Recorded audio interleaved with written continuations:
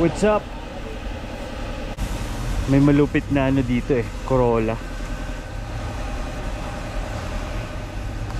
1974? 74. 3K, no?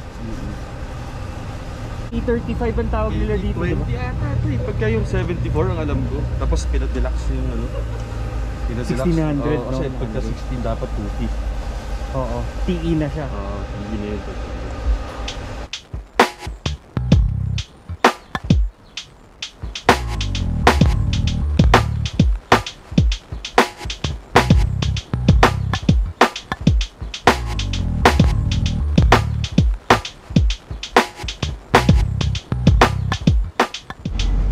Alright, dito tayo sa ano, Corolla.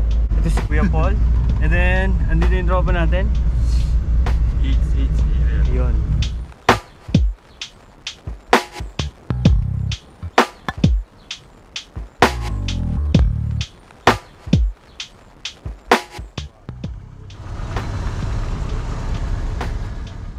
Pati carbs na to, di ba? 3K din, original. Ito yung mga sounds mo dito, yung California Dreaming. Gumagana ka naman. Mga ano, Papas, no? Mga taray. 70s, di ba po? Wapo.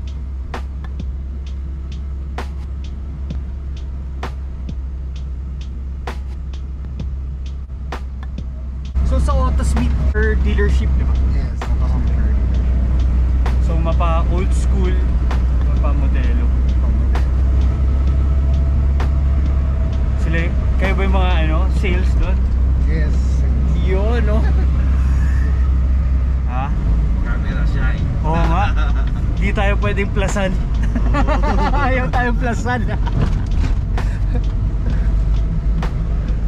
Ayos naman dyan. Ayos tayos. Wapo. Kompleto pa siya. Ang ganda yung ano, yung tatak sa... Oo, ito talaga eh. Pati dito sa likod meron eh. Original eh.